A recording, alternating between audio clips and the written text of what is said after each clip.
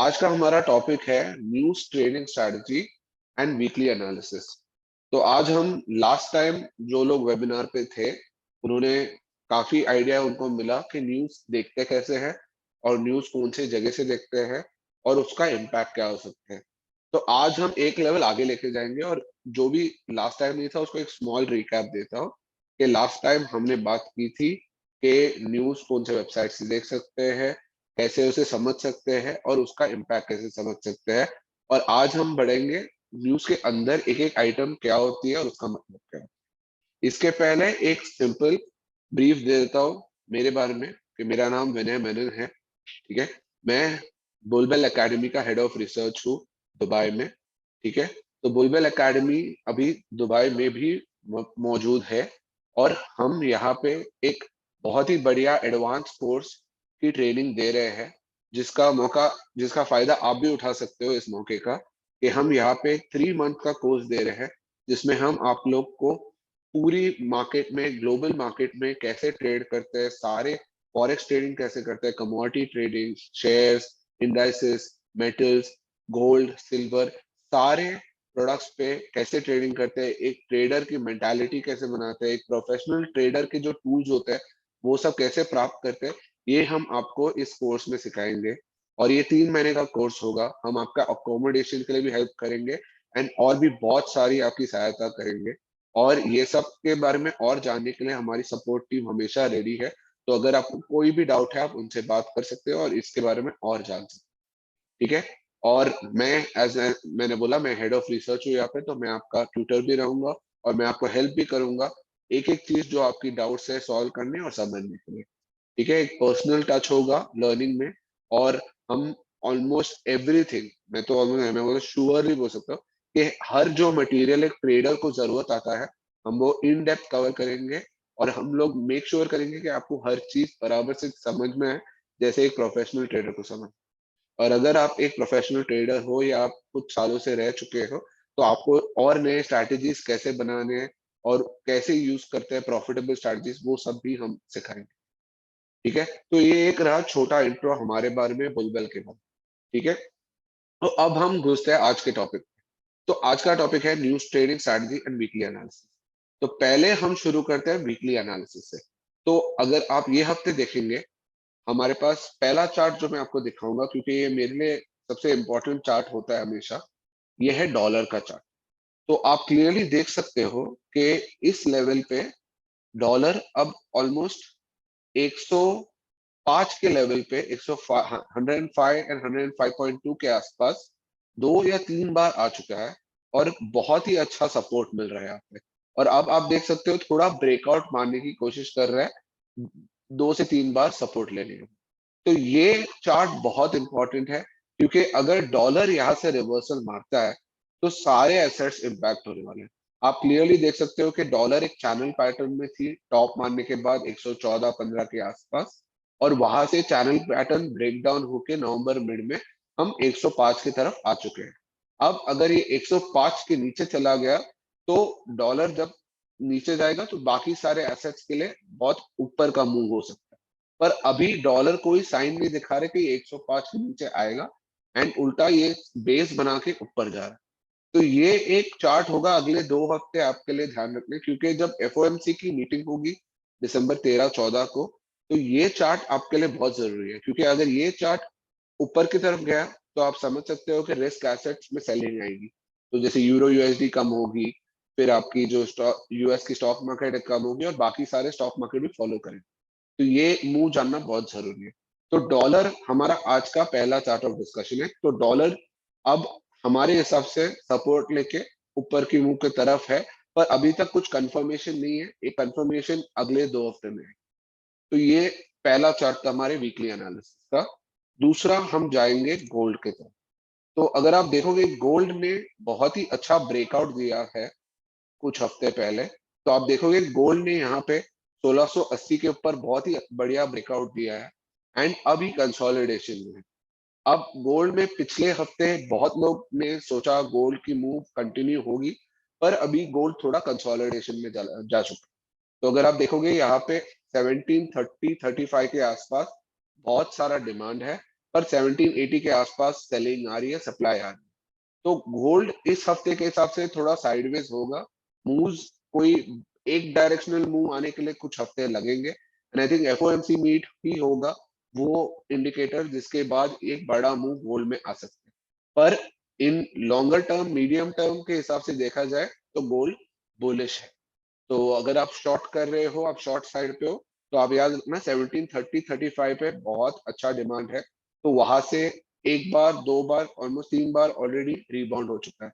तो अनलेस वो लेवल नहीं टूटता है, तो आप समझ सकते हो कि ऊपर की तरफ ही जाए।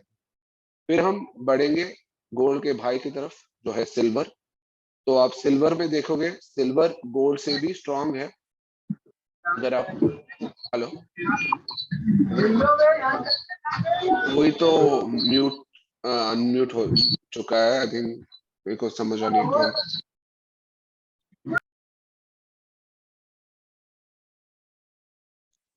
आई थिंक क्लियर हो चुका है, ठीक है। तो दूसरा आता है सिल्वर। अब ये सिल्वर में देखोगे कि सिल्वर गोल्ड से बेटर चल रहा है, स्ट्रॉन्गर चल रहा है। पर आप सिल्वर में देखो, ये जो मैंने रेक्टेंगल बनाया है, तो ये आप देखो पहले यहाँ पे सपोर्ट लिया, तो यहाँ डिमांड था, यहाँ पे भी डिमांड था, पर अब ये लेवल पे सप्लाई आ रहा है, ठीक है। तो ये जो रेंज है, ये रेंज जब तक सिल्वर नहीं तोड़ेगा तब तक आपको कोई डेफिनेट मूव नहीं मिलेगा। तो आप पकड़ के चलो, अगर ये 20.1 के नीचे आ जाए तो आप समझ सकते हो कि चिल्ला डाउन साइड मूव। पर ये अगर, और ये 21.16 के ऊपर चले जाए तो अप मूव है। पर तब तक आपको कोई डेफिनेट मूव नहीं मिलेगा। तो ये एरिया में काफी डिमांड और सप्लाई है, तो ये थोड़ा साइडवेज मूव है। तो एज मैंने आपको लास्ट टाइम भी बताया था कि जब कोई बड़ा इवेंट होता है, अभी नवंबर मिड में बड़ा इवेंट हुआ, उसके बाद कुछ हफ्ते कंसोलिडेशन के चांसेस है। तो इसमें आप बड़े मूव्स एक्सपेक्ट मत करो, थोड़ा स्कैल्पिंग करो, थोड़ा कंसोलिडेशन में खेलो, और फिर अगले बड़े मूव के लिए रुको जो दिसंबर 13-14। तो ये रहा गोल्ड और सिल्वर। वो हमारे पहले करेंसी की तरफ चलते हैं, जो है आपका यूरो यूएसडी। अब ये, इसके लेवल्स काफी इंपॉर्टेंट होंगे आपके लिए देखने के लिए। तो अगर आप देखोगे अभी 30 मिनट चार्ट के हिसाब से, आप देखोगे यहाँ पे यूरो यूएसडी एक चैनल पैटर्न में है, जहां पे उसने फॉल्स ब्रेकआउट दिया था और फिर उसी तरह ब्रेकडाउन भी दिया है। यूरो यूएसडी के लिए सबसे इंपॉर्टेंट लेवल, अगर आप डेली चार्ट के हिसाब से देखो, तो है 1.05। ये जब तक 1.05 नहीं तोड़ता है, तब तक इसमें कोई बड़ी मूव हो नहीं सकती है अपसाइड। 1.05 पे बहुत सप्लाई है, एंड 1.05 बहुत मुश्किल रहेगा तोड़ने के लिए। एंड उसके लिए आप एक कोरिलेशन बढ़ने चलो, अगर डॉलर 105 के नीचे टूटता है, तो ये 1.05 के ऊपर टूटेगा। लकीली दोनों नंबर 1 और 05 है, तो याद रखना इजी होगा। तो ये कोरिलेशन याद रखना अभी के मार्केट सिनेरियो के साथ, ठीक है। पर ये भी कंसोलिडेट कर रहा है, एंड ये कंसोलिडेशन अभी थोड़े हफ्ते और चलने वाला है। फिर 13-14 के हिसाब से ये भी एक बड़ा मूव दे सकते हैं आइदर से। फिर आता है जीबीपी यूएसडी, ठीक है। जीबीपी यूएसडी में हम देख सकते हैं यहाँ पे कि आई डोंट नो कौन लाइन बना रहा है इस पे।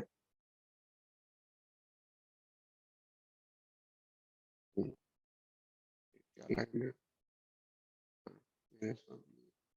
तो आप जीबीपी यूएसडी में देख सकते हो कि जीबीपी यूएसडी भी काफी डिक्लाइन करने के बाद अब एक बड़ा मूव ऊपर की तरफ चल रहा है। तो आप देखोगे कि ये जब,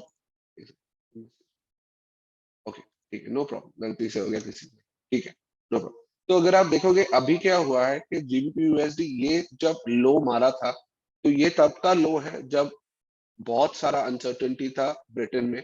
आपको पता है प्राइम मिनिस्टर निकाली गई, उसके बाद नया प्राइम मिनिस्टर आया, ऋषि सुनक। फाइनेंस मिनिस्टर जो था वो भी रिप्लेस किया गया। तो बहुत सारा अनसर्टेनिटी हुआ, इसलिए आपने देखा कि जीबीपी यूएसडी बहुत वीक हो चुका था। पर अब धीरे धीरे कंसोलिडेट करके ऊपर जा रहा है।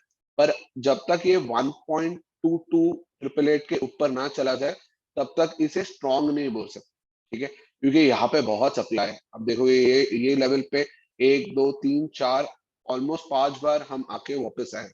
तो जब तक ये 1.22 के रेंज के ऊपर ना चले जाए, तब तक ये चार्ट पॉजिटिव नहीं होगा।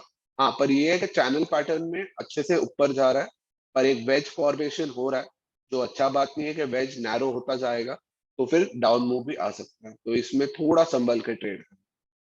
फिर हम चलते हैं यूएसडी जेपीवाई की तरफ।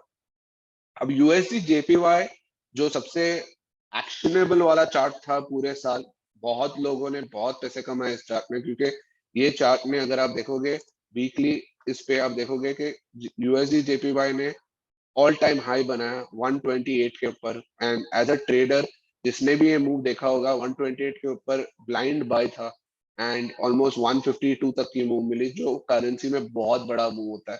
तो बहुत लोगों ने काफी पैसे कमाए, पर उसके बाद मूव बहुत ट्रिकी हो गया है, क्योंकि अभी कंडीशंस चेंज हो गए। जापान ने आके क्लियरली बोला है कि हम ये करेंसी कंट्रोल करना चाहते हैं, हम नहीं चाहते कि यूएसडी जेपीवाई ऐसे ही बढ़ता जाए टुवर्ड्स 160 लेवल्स। तो उधर से काफी उन्होंने एक्शन किया। आप देखोगे ये बड़ा सा ये कैंडल जो दिखेगा, ये वाला कैंडल, ये कैंडल था कि जहाँ पे उन्होंने सेलिंग शुरू की, उन्होंने डॉलर बेचना शुरू किया एंड उधर से मूव नीचे आता है। तो इसमें अभी सेलिंग भी आ रही है एंड ये एक रेंज में चला गया। तो आप देखोगे ये दो, ये पिछले का अगर आप देखोगे तो ये प्रीवियस एक रेजिस्टेंस था, अब वो वापस रेजिस्टेंस हो चुका है जो 139.2 के आसपास। एंड ये जो प्रीवियस सपोर्ट था जिसके ऊपर ब्रेक ब्रेक आउट हुआ था, वो अभी सपोर्ट बन गया 137.65। तो मेरे हिसाब से इसमें थोड़ी रेंज बाउंड ट्रेडिंग होगी। तो अगर आप यूएसडी जेपीवाई ट्रेड करते हो तो थोड़े हफ्ते जब तक ये मूव आइदर साइड ना टूटे, तब तक आप रेंज बाउंड ट्रेडिंग करना। शॉर्ट टर्म का जो चार्ट है वो नेगेटिव है, तो आप वो अपने दिमाग में रख के उसके हिसाब से ट्रेड करना। फिर आएंगे हम जीबीपी जेपीवाई के हिसाब से। एंड जीबीपी जेपीवाई भी काफी ट्रेडेड करेंसी है ग्लोबली। तो आप देखोगे इसमें इन्होंने ये बनाया तो मैं दिखा नहीं पाऊंगा, ठीक है। तो इसमें आप देखोगे आपका एक ट्रायंगल पैटर्न बन रहा है एंड ये ट्रायंगल पैटर्न में lower highs and higher lows बन रहा है। तो अगर ये इधर कुछ हफ्ते में कंसोलिडेट, अभी ये टेक्निकल्स का कमाल ये है, आप देखो ये चार्ट पैटर्न कहाँ मीट हो रहा है, 13-14 दिसंबर। तो आप सोचो अगर ये ऐसा ही मूव होता गया तो एग्जैक्टली जिस दिन एफओएमसी की मीटिंग होगी उस दिन ब्रेकआउट ब्रेकडाउन की पॉसिबिलिटी है and as per the pattern breakout की चांस है। तो ये एक ट्रेड आप लेके चल सकते हो कि बहुत कम बार ऐसे टेक्निकल्स में होता है कि आपको परफेक्ट ट्रेड मिलता है जहाँ पे पूरी अलाइन होती है। तो ये एक ट्रेड हो सकता है। तो ये एक चार्ट ध्यान रखना। और जीबीपी जेपीवाई काफी अच्छा ट्रेडेड करेंसी है, उसमें बहुत डेली मूव्स भी काफी अच्छे होते हैं, काफी पिप्स की ट्रेडिंग होती है। तो ये भी एक चार्ट ध्यान में रखना, ठीक है। इसको छोड़ के हम इंडाइसेस पे बात करेंगे, तो हम डॉलर ये डाउ जोन्स पे बात करेंगे। तो कितने लोग को याद रहेगा लास्ट वीक मैंने बोला था कि डाउ जोन्स की बहुत अच्छी रेजिस्टेंस 34,350 पे है। और कभी कभी टेक्निकल्स ऐसे कमाल दिखा देते कि आप देखो एग्जैक्टली उधर आके उसने रिजेक्शन दिया और उधर से एक बड़ा रेड कैंडल बना, ठीक है। अब ये बड़ा रेड कैंडल बना है, इसका मतलब ये नहीं है डबल टॉप बन चुका है, अभी तक हम नहीं बोल सकते, क्योंकि अगर आप अप मूव देखोगे, अप मूव अभी भी इंटैक्ट है। तो अभी भी आप एक बुलिश फ्लैग की फॉर्मेशन भी बन सकती है एंड डबल टॉप भी बन सकती है, पर अभी तक कोई भी उसका इंडिकेशन नहीं है। पर इतना ये है कि इधर एक रेजिस्टेंस है एंड अप मूव 34,350 पार होने के बाद ही आएगी, तब तक नहीं आने वाला, ठीक है। डाउन मूव अभी तक बना नहीं है, तो अभी तक कोई ट्रेड ले नहीं सकते उस तरफ। तो ये एक चार्ट आपको एक रेफरेंस का है स्टॉक मार्केट जो डाउ जोन्स है US 30, वो किस लेवल तक जा सकती है। दूसरा है आपका US 100 जो आपका नैस्डैक है। तो आप नैस्डैक में देखोगे, नैस्डैक में एक्चुअली थोड़ी वीकर चार्ट है। आप देखो 12,000 का जो उसका रेजिस्टेंस था वो उसने मारा, पर वो कैंडल अब देखो बहुत नेगेटिव सा कैंडल था। वो काफी बायर्स अटके हुए हैं इधर लेवल पे एंड उसके बाद वो हाई बना ही नहीं पाया, 11,900 के आसपास दूसरा हाई था। तो अब इसके हिसाब से देखो ये जो मैंने रेक्टेंगल बनाया ना, ये रेक्टेंगल इसका पूरा डिमांड है। तो अगर हायर लेवल्स पे रिजेक्शन मिलता गया और 11,500 एक बार नीचे की तरफ टूटा, तो आपको ये लेवल्स के आसपास वापस मिलेगा 10,600 से 700 के बीच। तो 10,600 से ऑलमोस्ट 11,000 के बीच का लेवल है एंड यहाँ पे बहुत डिमांड है। तो ये अनलेस ये भी नीचे टूटता है, फिर आप एक बड़ा डाउन साइड आ सकते हैं, पर तब तक ये नहीं आएगा। तो यहाँ पे काफी डिमांड है, तो टेंशन की बात नहीं। तो अभी एज अ ट्रेडर आपको बस ये देखना है कि अगले 2 हफ्ते में ये 11,500 टूट के कितने नीचे तक आता है। फिर उसके हिसाब से आफ्टर एफओएमसी जो मूव होता है उसके हिसाब से हम आगे मूव देख सकते हैं। और एक अभी एक चार्ट, क्योंकि ये चार्ट अभी बहुत जरूरी हो चुका है एक चार्ट जानना, बिकॉज ये है बिटकॉइन का chart. Not because crypto traders है, आप वो मुझे आइडिया नहीं है, पर मेरे को एक आइडिया ये देना था कि ये एक अभी बड़ा इवेंट है कि अगर क्रिप्टो में ये जो ऊपर नीच हो रही है और जो भी इश्यूज हो रहे हैं, अगर ये कंटिन्यू हो तो सारे एसेट्स को इम्पैक्ट थोड़ा आने वाला है। तो बेटर है कि हम इस पे भी ध्यान दें कि ये किधर जा रहा है, just for the sake of it. तो अगर आप अभी देखो, ये एक अच्छा खासा फ्लैग पैटर्न बना था, पेरिस फ्लैग, और ये टूट के भी नीचे आया। 15,500 पे अच्छी सपोर्ट ली एक दो बार, एंड अभी ये एकदम नैरो रेंज में चल रहा है। पर पॉजिटिव कुछ है नहीं जब तक ये 18,000, ये देखो 18,000 के ऊपर ना चला जाए तब तक मैं इसको पॉजिटिव नहीं मानूंगा। ये 18,300 जो प्रीवियस सपोर्ट था, ये जब तक पार ना कर ले तब तक ये बाई नहीं होता। पर जिस दिन ये 15,400 500 के नीचे आ गया तो एक सेल हो सकता है, एंड बिटकॉइन 11,000 की तरफ जा सकता है। तो अगर आप जिन्होंने न्यूज देख रहे हैं उन्हें पता है कि एक दिन हर दिन कोई एक्सचेंज आ रहा है ग्लोबली, जो क्रिप्टो एक्सचेंजेस है, वो लोग आके बोल रहे हैं कि बिजनेस में बहुत इश्यूज है, विड्रॉल्स बंद कर रहे हैं, और क्रिप्टो करेंसी की जो ये बैंक्रप्सी भी वो लोग फाइल कर रहे हैं। तो बहुत इश्यूज है क्रिप्टो स्पेस में अभी, तो थोड़ा बच के रहना उसमें। तो वो स्पेस थोड़ा सा रिस्की है अभी। तो पर एक बार ग्लोबल मार्केट के हिसाब से एक नजर ये चार्ट पे भी। तो ये बेसिकली रहा हमारा वीकली एनालिसिस। ठीक है, इसमें मैंने जितने चार्ट्स मुझे लगे इम्पोर्टेंट है और जितने इवेंट्स के हिसाब से इम्पोर्टेंट है मैंने बताया। तो अगर आपको और कोई ये चार्ट्स पे और कोई चार्ट्स पे डाउट है तो मैं आपको बता सकता हूँ, फिर हम टॉपिक की तरफ बढ़ेंगे।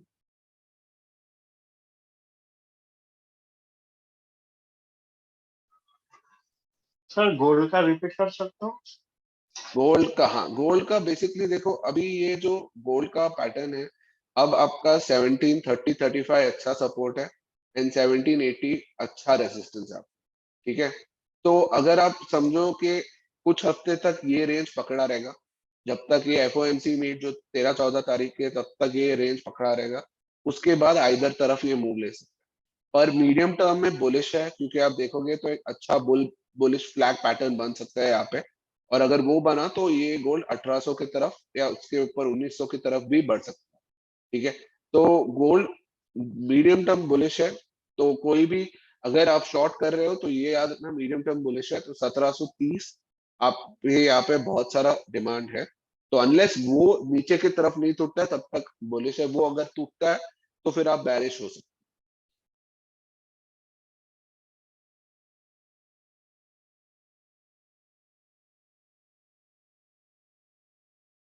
और कोई क्वेश्चंस अभी तक के चार्ट्स पे? सर ये ऑयल का कुछ बता सकते हैं sir, oil, US okay, oil? Oil, हाँ, तो मैं देखो यूके ऑयल देखता हूँ as a chart. But UK oil US oil at the end correlated ही है, तो सेम ही चार्ट है, सिर्फ $2-3 का फर्क होगा, $2-4 का फर्क होगा। पर इन ट्रेंड वाइज सेम होता है। ठीक है, तो अगर आप ये देखोगे तो ऑयल एक बहुत बड़े चैनल में ट्रेड कर रहा है पिछले एक साल से।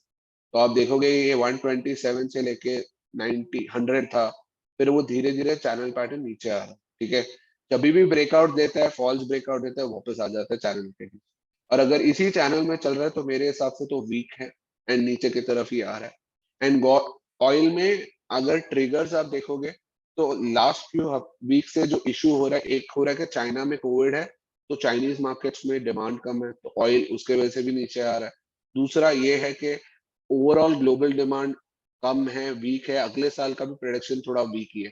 तो ऑयल में पॉजिटिव ट्रिगर वो नहीं है। तीसरा ये है कि अगर जो वॉर टाइप सिचुएशन जो चल रही है, अगर वो ठंडी हो जाए और वो खत्म हो जाए तो ऑयल की सप्लाई और बेटर होगी, तो ऑयल और नीचे आ सकता है। तो मेरे हिसाब से ऑयल एट दिस पॉइंट नीचे की तरफ ही है। पर ऑयल में सपोर्ट अच्छा है, तो अभी शॉर्ट करने का कोई पॉइंट नहीं है। 84 के आसपास सपोर्ट है, तो 84 अपनी ये रेंज में देखो काफी अच्छे से उसको डिमांड मिलता है, and वो एक बाउंस बैक मारता है। तो ये उसका अच्छा डिमांड जोन हो गया, जहां से उसको एक अप मूव मिल जाता है। तो शॉर्ट करने लायक नहीं है, पर एक है कि जब तक ये 97 के ऊपर ना चले जाए इन यूके ऑयल के चार्ट के हिसाब से, तब तक ये बुलिश नहीं होगा, एंड तब तक बेरिश चलता रहेगा। तो अगर चैनल पैटर्न कंटिन्यू होता जाएगा तो हम देख सकते हैं कि ये नीचे की तरफ ऑलमोस्ट ये 60-65 की तरफ भी जा सकते हैं कुछ महीनों में। तो दैट वे थोड़ा मीडियम टर्म में बेरिश हूँ ऑयल पे। शॉर्ट टर्म में शायद मूव्स ऊपर नीचे हो, पर देर आर ऐसे कोई फंडामेंटली पॉजिटिव ट्रिगर्स नहीं है ऑयल के लिए ऊपर जाने के लिए। अनलेस कोई शॉक हो जाए या कोई पॉलिटिकली कोई हो जाए तो शायद ऊपर जा सकते हैं, बट तब तक ये रेंज तो नीचे की तरफ।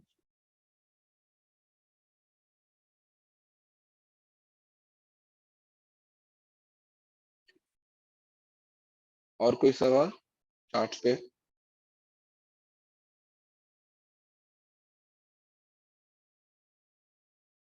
आई थिंक चार्ट्स पे और कोई सवाल नहीं है तो हम टॉपिक पे जा सकते हैं। तो ये हमारा टॉपिक फॉर द डे है, जैसे मैंने आपको बताया, news trading strategy and weekly analysis. तो हम पहले घुसेंगे सारे टर्म्स पे, ठीक है? तो ये होता है सारे टर्म्स। आई एम श्योर आप लोग सब ने जब ट्रेड कर रहे हो और आपने इकोनॉमिक कैलेंडर खोला होगा कोई भी वेबसाइट पे, आपने ये सारे टर्म्स पढ़े होंगे, PMI, retail sales, PPI, CPI, unemployment. और आप सोचते होगे यार ये सब टर्म्स कहीं ना कहीं तो पता है, पर इसका इम्पैक्ट हमेशा अलग क्यों होता है और इसकी इम्पैक्ट हमेशा समझ क्यों नहीं आती है कि ये अगर डेटा पॉइंट ऊपर आया तो मार्केट नीचे क्यों जा रही है। तो ये बहुत बड़ा कंफ्यूजन रहा है ट्रेडर्स के दिमाग में लास्ट 2 से 3 साल में। क्योंकि प्रॉब्लम क्या हुआ है ना कि 3 साल पहले प्री कोविड टाइम तक हमारे दिमाग में बहुत सिंपल था कि अगर मार्केट का कोई डेटा जैसे जीडीपी हो या रिटेल सेल्स हो, ऐसा कोई डेटा पॉजिटिव आए तो मार्केट ऊपर जाना चाहिए। लॉजिकली सही है, इकोनॉमिक्स वही सिखाता है हमें कि अगर ये हो तो ऊपर जाना चाहिए। पर लास्ट 2-3 साल में ये सारे डेटा और इसके इम्पैक्ट बहुत ऊपर नीचे हुए हैं। और मैं आप लोग को आज इसकी लॉजिक समझाना चाहता हूँ, बिकॉज ये मैं मान के चलता हूँ और मुझे पता है, मैंने जितने लोगों से इंटरेक्ट किए हैं, मोस्ट ट्रेडर्स को पता नहीं है लॉजिक क्या है। एंड मोस्ट ट्रेडर्स आज भी हर ये डेटा पॉइंट के टाइम कंफ्यूज होते हैं। तो आज मैं आप लोग की ये कंफ्यूजन दूर करना चाहता हूँ, ताकि एक बार आप समझ लो ना, ये लाइफ टाइम काम आ जाएगी। ठीक है? तो आज थोड़ा इकोनॉमिक्स भी आपको समझ जाएगा इसमें से, ठीक है? थोड़ा सा थियरी है, पर आप एक बार इसकी लॉजिक समझ जाओ ना तो आप लाइफ टाइम ट्रेडिंग में यूज कर सकते हो। तो इसलिए आज का ये वेबिनार का ये टॉपिक मैंने लिया, क्योंकि मैंने देखा है कि बहुत लोग इसमें कंफ्यूज भी हो जाते हैं और घूम भी जाते हैं। एंड आई डोंट वांट कि ऐसा हो, क्योंकि ये सारे सिंपल टर्म्स है। एक बार इसकी इम्पैक्ट समझ जाओगे तो आप लोग को ट्रेडिंग में भी बहुत आसानी है। ठीक है? तो अपन हर एक टर्म्स पे एक एक करके जाएंगे, और उसके पहले आपको एक मुझे जिस देना था कि लास्ट 3 साल में हुआ क्या है। ठीक है? देखिए, as as a economic student and as an economist मैं इतना बता सकता हूँ कि 3 साल में जितने इकोनॉमिक इवेंट्स हुए ना, लास्ट 12 साल में नहीं हुए। तो आपको 3 साल में इतना कुछ अलग अलग देखने मिला है, इतने सारे रिफॉर्म्स हुए, इतने सारे चेंजेस हुए कि इजी नहीं है इसको समझ। तो हम इन क्रोनोलॉजिकल ऑर्डर समझते हैं हुआ क्या। ठीक है? तो पहले 2020 मार्च में कोविड आया। ठीक है? कोविड आया, आप सबको पता है क्या हुआ, स्टॉक मार्केट गिर गया, सारे दुनिया के स्टॉक मार्केट गिर गए। आपने देखा डॉलर जो डीएक्सवाई है वो भी काफी हद तक 65-70 लेवल्स तक गिर गया। ऑयल नेगेटिव भी हो चुका था यूएस ऑयल में, पर जीरो तक आ चुका था जो एक्चुअल ऑयल रेट है। डिमांड जीरो हो चुकी थी। इंटरेस्ट रेट्स जो 1-1.5% ग्लोबली थे वो 0 to 0.25 तक आ चुके थे। कई कंट्रीज में नेगेटिव हो चुके थे। ठीक है? ये हुआ कोविड। ठीक है? इसके बाद क्या हुआ कि आपकी डविश सेंट्रल बैंक पॉलिसी आई। इसका मतलब क्या है, डिमांड जीरो हो चुकी थी, सारे सेंट्रल बैंक ने बोला हमें डिमांड बढ़ाना है, लोग घर पे बंद है, तो डिमांड कैसे बढ़े। तो सारे सेंट्रल बैंक ने सिंपल चीजें सोची, मोस्ट कंट्रीज ने, कि हम लोगों को पैसे देंगे ताकि लोग खर्चा करें और इकोनॉमी चल पड़े। तो आप देखोगे कंट्रीज जो यूएस, यूके, उन्होंने अपने सिटीजन्स को हर महीने एक एक्स अमाउंट दिया ताकि वो खर्चा कर पाए। एंड इसको छोड़ के उनकी नॉर्मल जॉब से भी उनको सैलरीज आ रही थी। तो आप सोचो, डबल इनकम जैसे बहुत लोग को मिला, एंड लोगों ने उसके हिसाब से खर्चा करना शुरू कर दिया। ठीक है? और सारे सेंट्रल बैंक्स ने अपनी बैलेंस शीट बढ़ा दी ताकि इजी पॉलिसी में लोग को पैसे मिले और लिक्विडिटी रहे मार्केट में, कि पैसे की कमी कहीं कोई भी मार्केट में नहीं होनी चाहिए। तो हुआ क्या कि सारे सेंट्रल बैंक्स की बैलेंस शीट बढ़ गई। यूएस की सेंट्रल बैंक जो फेडरल रिजर्व है उसकी बैलेंस शीट कोविड के पहले थी $4 ट्रिलियन, वो हो गई सीधे 9 ट्रिलियन 3 साल में। आप सोचो, $5 ट्रिलियन 3 साल में ऐड किया उन्होंने, प्योरली उनके बैलेंस शीट को एक्सपैंड करके बॉन्ड्स बेच बेच के। तो आप समझो कि 5 ट्रिलियन की लिक्विडिटी पूरी दुनिया में है। बहुत लोग पूछते हैं, एक अगर आपको किसी ने पूछा है ये मार्केट 3 साल क्यों चला, पहला and the most important reason ये है कि जो $5 ट्रिलियन यूएस में आई वो पूरी दुनिया में हुई। एंड वो पैसा हर जगह गया। इसलिए आपने 2020 में देखा कि क्रिप्टो में बूम था, स्टॉक मार्केट में बूम था, हर रिस्क एसेट ऊपर था, ठीक है। पर इसके साथ क्या आया? हाई इन्फ्लेशन, ठीक है। इन्फ्लेशन, महंगाई इतनी बढ़ गई कि कंट्रोल में नहीं रही। आपने देखा ऑयल का प्राइस हो गया, जो जीरो था वो 130 तक गया पर डॉलर। अपने नेचुरल गैस की प्राइस बढ़ गई, खाने की प्राइस बढ़ गई, हर चीज की महंगाई बढ़ गई, ठीक है। और इंटरेस्ट रेट्स बहुत लो थे, तो महंगाई बढ़ते गई और इंटरेस्ट रेट्स उसको कंट्रोल नहीं कर पाए। सारे रिस्क एसेट ऊपर थे एंड ये लास्ट एक साल तक का सिनारियो था, 2021 तक ये सिनारियो। अब 2022 में क्या हुआ कि फेडरल रिजर्व ने पहला एक शुरुआत किया कि अब बहुत हो गया ये डविश पॉलिसी, अब हम बढ़ाएंगे इंटरेस्ट रेट और अब हम लिक्विडिटी घटाएंगे। तो उन्होंने धीरे धीरे लिक्विडिटी निकालना शुरू कर दिया और उनको देख के यूरोप भी पीछे आ गई एंड बाकी कंट्रीज भी पीछे आ गई। धीरे धीरे क्या हो गया, लिक्विडिटी पुल आउट होते गई, रिस्क एसेट से पैसे निकलते गए, इंटरेस्ट रेट बढ़ते गए और इन्फ्लेशन कम नहीं हो रहा है बट धीरे धीरे करके मॉडरेट हो। इन्फ्लेशन आज भी यूएस में 8% है, यूके में 10% है, जर्मनी में भी 10% है। इसका मतलब ये है कि इन्फ्लेशन आज तक नीचे नहीं है और कम होने की गुंजाइश है एंड अब धीरे धीरे कम होगी आगे जाके। पर अब क्या बड़ा रिस्क हो गया है कि 2023 के हिसाब से कोई भी कंट्री में ग्रोथ ज्यादा नहीं है। यूएस नेगेटिव ग्रोथ है, यूके नेगेटिव ग्रोथ है, इंडिया अभी भी ग्रो करिए 6%, 6 to 7% अगले साल, जो शायद द बेस्ट है नेक्स्ट ईयर के लिए। But most countries negative to 1 to 2% growth में। तो आप समझो, as a risk asset investor मुझे ज्यादा रिटर्न्स अगले साल नहीं दिख आज के टाइम, ठीक है। तो उसके हिसाब से क्या हुआ है, आपने देखा ये साल डाउ जोन्स -15% है अभी तक का परफॉर्मेंस, नैस्डैक -20% है, निफ्टी इतने अच्छे मूव के बाद भी -2%। तो आप सोचो, ऑल टाइम हाई पे होके भी -2 है, क्योंकि लास्ट नवंबर भी 18,600 था, ये भी अभी भी 18,600, तो -2% के आसपास ही। तो इतने आउट परफॉर्म कर रहे हैं बट नेगेटिव है। और अब लास्ट कुछ हफ्तों में हमने देखा कि क्रिप्टो में टर्मोइल हो चुका है, क्रिप्टो मार्केट काफी गिरा है। अब मैं आपको ये ब्रीफ देने का मेरा रीजन क्या था, क्योंकि लास्ट 3 साल में हम इकोनॉमिक डेटा पढ़ना उल्टा तरफ शुरू हो चुका है। मतलब हमें इन्फ्लेशन नंबर ऊपर आना नेगेटिव लग रहा था, क्यों? क्योंकि लोगों को ये डर था कि फेड जिस दिन पैसे निकालना शुरू करेगी उस दिन सारे मार्केट गिर जाएंगे, और एग्जैक्टली वही हो रहा है। तो क्या हो गया, आपका इकोनॉमिक डेटा जो एक सिंपल मैन सोचेगा कि ये ऊपर आना चाहिए तो अच्छा है, वो उल्टा हो गया था। अब धीरे धीरे जाके वो वापस नॉर्मलाइज हो रहा है। तो एज अ ट्रेडर अगर आप अगले एक साल के हिसाब से सोच रहे हो तो आप एक चीज समझो कि अभी डेटा वापस सेंस बनाना शुरू करेगा, जो 1-2 साल या 3 साल तक सेंस नहीं बन।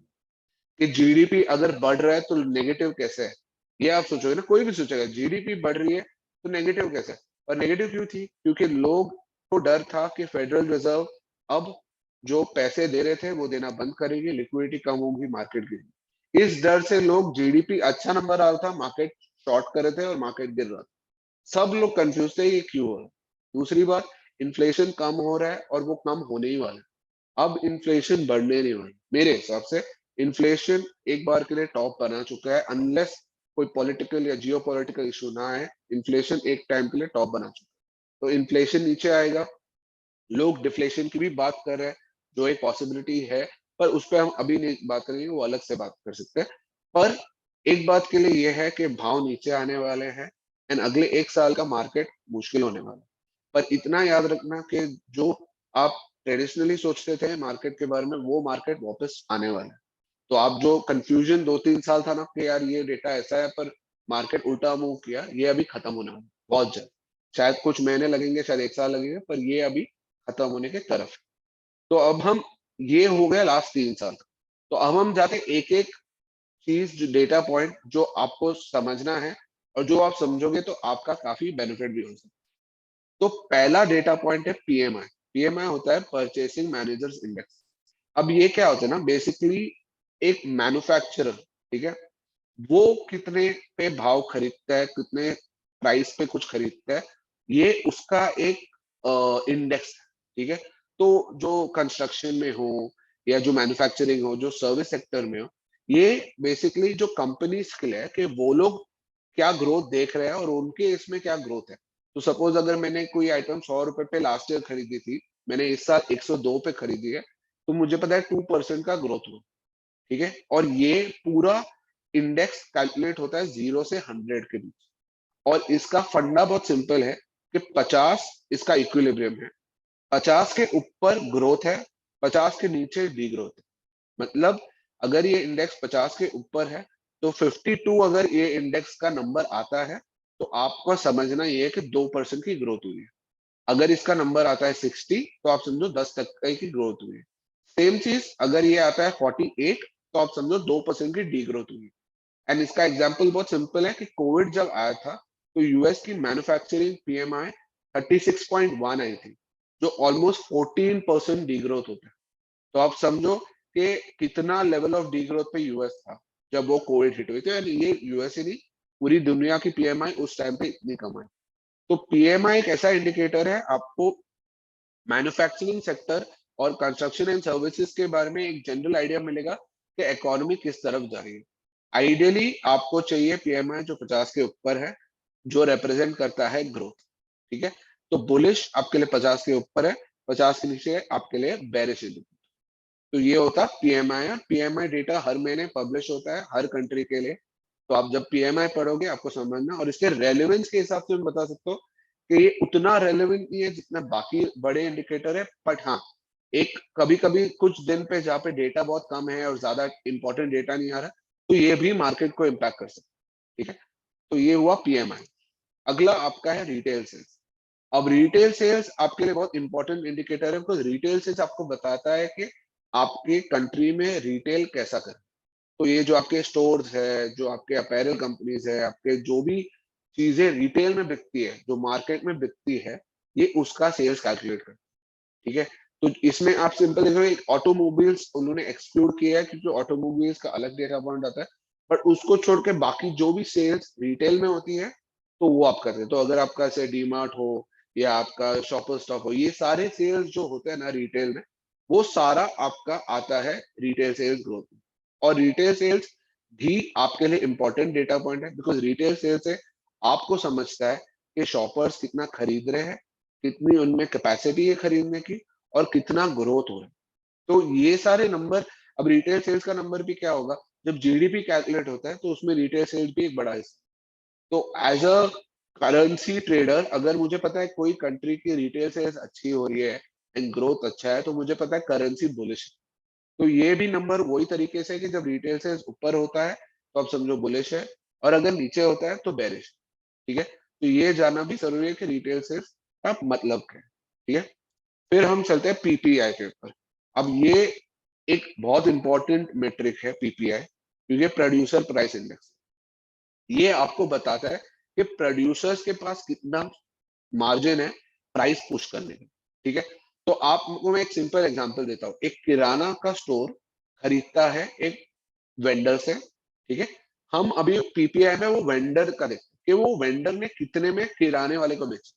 तो सपोज एक किराने वाले को उसने 100 रुपए की गुड्स बेची लास्ट ईयर, ये साल उसने सेम गुड्स 105 पे बेची। मतलब उसने 5% इंक्रीज करके बेचा, और स्टोर्स ने खरीदा है, किराने वाले ने खरीदा, क्योंकि किराना वाला शायद वो 110 में बेचा। इसका मतलब ये है कि प्रोड्यूसर के पास भी पावर है बेचने के लिए, एंड किराने वाले के पास भी पावर है क्योंकि कंज्यूमर खरीद रहा है, ठीक है। तो ये ओवरऑल चेन में पावर दिखाता है और दिखाता है स्ट्रेंथ है। दूसरी साइड अगर सपोज लास्ट ईयर 100 रुपए में मैंने चीजें खरीदी और मैंने 105 के बदले 95 पे बेची किराने वाले, और किराने वाले में वो शायद 96 या 97 करके थोड़ा सा प्रॉफिट बना के बेचा कस्टमर को। इससे क्या होता है, मेरे को समझता है कि प्रोड्यूसर के पास दम नहीं, और प्रोड्यूसर नहीं बेच पा रहे किराने वाले को। इसका मतलब ओवरऑल ग्रोथ और डिमांड में थोड़ी कमी। तो पीपीआई वो इंडेक्स है कि प्रोड्यूसर का पॉइंट ऑफ व्यू आपको समझता है, और उसके हिसाब से आप समझ सकते हो कि अगर पीपीआई कम आ रही है, या पीपीआई के जो इंडेक्स है परसेंटेज में होती है, तो अगर पीपीआई सपोज 2% है, मतलब आप समझो पॉजिटिव में कि 2% का उसके पास डिमांड अच्छा है और रिटेलर खरीद रहा है, किराना वाला खरीद रहा है, तो वो बेच सकते हैं। सेम चीज अगर -2% है, तो आपको पता है चलो उसके पास ज्यादा परचेसिंग मतलब जो पावर है वो नहीं है, तो उसने कम में बेचा, उसका माल निकाल लेंगे, जो एक नेगेटिव है, ठीक है। और पीपीआई में आपको एक इन्फ्लेशन का दूसरा वाला वर्जन, जैसे सीपीआई जो हम अगला आएंगे वो होता है कंज्यूमर के लिए, पीपीआई इन्फ्लेशन मेट्रिक होता है प्रोड्यूसर की। तो अगर आप समझो पीपीआई हर साल बढ़ता जा रहा है, मतलब आप समझ के चलो कि डिमांड बहुत अच्छा है और इन्फ्लेशन भी बढ़ रहा है, और पीपीआई अगर कम हो रहा है तो इन्फ्लेशन भी कम है और डिमांड भी कम। और पीपीआई का इम्पोर्टेंस ये है कि आपको प्रोड्यूसर के एंड पे पता चलता है, क्योंकि कभी कभी कंज्यूमर के एंड पे चीजें शायद क्लियर ना हो, बट प्रोड्यूसर के एंड पे भी पता करना जरूरी है, बिकॉज प्रोड्यूसर और बड़ा मार्केट है एंड और थोड़ा कंट्रोल्ड और एक ऑर्गेनाइज मार्केट है, क्योंकि कस्टमर में तो बहुत सारे कस्टमर है, बहुत इंडस्ट्रीज है, तो कभी कभी थोड़ा हो सकता है, बट प्रोड्यूसर में आपको थोड़ा बेटर आइडिया मिलता है कि एक प्रोड्यूसर के एंड पे कैसा इन्फ्लेशन चल रहा है, डिमांड कैसा, ठीक है। पर हमारे लिए as a market participant CPI एक बहुत बड़ा नंबर है। यूएस में जब सीपीआई डेटा आता है तो ट्रेडर्स उसको सीपीआई डे बुलाते हैं, क्यों? क्योंकि वो मार्केट के लिए बहुत बड़ा दिन होता है कि जिस दिन सीपीआई, हेलो, हाँ, एज अ ट्रेडर आपको ये समझना है कि सीपीआई हर मंथ, सीपीआई डेटा जिस दिन आने वाला है वो आपके कैलेंडर में मार्क होना चाहिए कि सीपीआई आ रहा है इस दिन पे, इतने बजे को आ रहा है, क्योंकि सीपीआई के हिसाब से मार्केट हमेशा टर्न होगी, ठीक है। उसकी एक्सपेक्टेशन जानना वो क्या है ये जानना भी जरूरी है। तो पहले हम जानते हैं सीपीआई होता क्या है। तो CPI basically consumer price index होता है, जो बेसिकली मेजर करता है कि जो प्राइस में जो चेंजेस हो रहे हैं कस्टमर के लेवल पर, ये फूड और एनर्जी को एक्सक्लूड करते हैं, ठीक है। जो कोर सीपीआई होता है उसमें फूड और एनर्जी नहीं होती है, क्यों? क्योंकि फूड और एनर्जी सबसे ज्यादा फ्लक्चुएट होती है। तो सिंपल सी बात है, जब ऑयल 140 पे था या 130-35 पे था, तो अगर मैं सीपीआई लेता विथ ऑयल तो मेरा बहुत हाई होता, एंड उसमें से मुझे समझता नहीं कि एक्चुअल इन्फ्लेशन। तो अगर मैं कोर सीपीआई पकड़ू जिसमें एनर्जी नहीं होती है, फूड नहीं होता है, तो मुझे समझता है ओवरऑल इन्फ्लेशन कैसा है। और जो सीपीआई की एक्सपेक्टेशन होती है वो दो तरीके की होती है, एक मंथली होती है और एक ईयरली होती है। जो मंथली होती है वो से एवरी मंथ की इन्फ्लेशन, तो सपोज आपका पूरे साल का इन्फ्लेशन है 12%, ठीक है, आप पकड़ के चलो 12% एक एग्जाम्पल, तो आपका हर मंथ इन्फ्लेशन 1% रहेगा एक्सपेक्टेशन, कि हर महीना 1-1% इन्फ्लेशन बढ़ेगा और पूरे साल का 12% बढ़ेगा, तो आप हर महीना 1% लोगे, ठीक है। एंड ईयर ऑन ईयर जब कैलकुलेट करोगे तो 12%। तो ये दो नंबर आएंगे, CPI month on month, CPI year on. CPI से आपको ये समझेगा महंगाई कितनी बढ़ रही है, कितना एक्सपेक्टेशन है। तो इसमें दो चीजें, एक्सपेक्टेशन भी बहुत इंपॉर्टेंट। अगर लोग एक्सपेक्ट कर रहे हैं इन्फ्लेशन कम आएगा, अभी जैसे नवंबर का सीपीआई था, पूरी मार्केट की एक्सपेक्टेशन थी कि सीपीआई कम आ जाए तो यूएसडी गिरेगा, यूरो यूएसडी भागेगा और यूएस 30 यूएस 100 भागेंगे अपसाइड में। एग्जैक्टली वही हुआ। सीपीआई पहली बार ऑलमोस्ट 2 से 3 साल में पहले बार सीपीआई कम आया, एंड उससे पूरी मार्केट चल गई। एंड ये अगर आप एक्सपेक्टेशन लेके चलते पहले से कि सीपीआई कम आने वाला है और आप अपनी ट्रेड प्लेस करते हैं तो बहुत बड़ा अपॉर्चुनिटी था पैसा कमाना। इसलिए सीपीआई बहुत इंपॉर्टेंट। सीपीआई को नजर रखते हुए आप अपने पूरे महीने का ट्रेड भी ले सकते हो, और आप वो बड़े बड़े जो ट्रेड इवेंट्स होते हैं उसके हिसाब से कर सकते हो। अभी मैं एक मजे की बात बताता हूँ। दिसंबर 14 को एफओएमसी की मीटिंग होगी, जिसमें वो लोग इंटरेस्ट रेट डिसाइड करेंगे यूएस के लिए दिसंबर का, एंड 13 को सीपीआई यूएस। तो आप समझो कि 13 तारीख को एक बड़ी मूव होगी और 14 तारीख को एक बड़ी मूव होगी। इसका मतलब ये भी हो सकता है कि 13 को और 14 को दोनों मूव एक ही तरफ हो, दोनों दूसरे तरफ भी हो, और एक दिन ऊपर एक दिन नीचे और एक दिन नीचे एक दिन ऊपर भी हो। तो सारे पॉसिबिलिटीज ओपन है। आप ये समझ के रखना दिसंबर 13-14 को वॉल्यूम्स बहुत हाई होने वाले हैं हर एसेट क्लास। इसलिए आप ये देखोगे ये हफ्ते और अगले 7-8 ट्रेडिंग सेशंस वॉल्यूम थोड़े लो रहेंगे, एंड ओवरऑल ट्रेड भी कम पड़ेंगे, एंड इम्पैक्ट भी कम रहेगा। चाहे डेटा पॉइंट्स आ रहे हैं, बहुत सारे इकोनॉमिक डेटा पॉइंट्स ये फ्राइडे भी आएंगे, पर इम्पैक्ट उसका कम होगा बिकॉज पूरा अटेंशन है 13 और 14 का, ठीक है। तो सीपीआई बहुत इंपॉर्टेंट है। और आप एक इजी टिप आपको दे सकता हूँ, जब सीपीआई आती है सिर्फ मंथ के हिसाब से मत सोचना, आप ईयरली के हिसाब से सोचो। तो जैसे यूएस में अभी 8% सीपीआई है, तो आप समझ के चलो कि 8 से 7-7.5 की तरफ चल रहा है, कि 8.5-9 की तरफ चल रहा है। उसके हिसाब से मंथली एक्सपेक्टेशन देखो क्या है, क्योंकि फिर ही आपको ब्रॉडर पिक्चर समझ आएगा। अगर आप हर महीने के हिसाब से अपनी प्लानिंग करोगे तो शायद आपका मूव बराबर ना हो, पर आपका एक माइंड फ्रेम रहे कि एक फ्रेमवर्क है कि हाँ ये सीपीआई नीचे आ रही है और ये धीरे धीरे नीचे आएगी। एंड आपको सीपीआई में एक और चीज इंपॉर्टेंट ये याद रखना है कि अगर उस महीने कोई इवेंट हुआ है जो सीपीआई को इम्पैक्ट किया है, अगर कुछ इवेंट हुआ है उसके हिसाब से सीपीआई ऊपर या नीचे भी हो सकता है, तो वो याद रखना बहुत जरूरी है। ठीक है, तो ये रहा सीपीआई के ऊपर। अगले तरफ हम जाएंगे अनएम्प्लॉयमेंट के ऊपर। तो नवंबर में जब डेटा पॉइंट आया था अनएम्प्लॉयमेंट का, तो मार्केट काफी अच्छा मूव मारा था। क्योंकि बहुत टाइम बाद यूएस में अनएम्प्लॉयमेंट कम हुआ।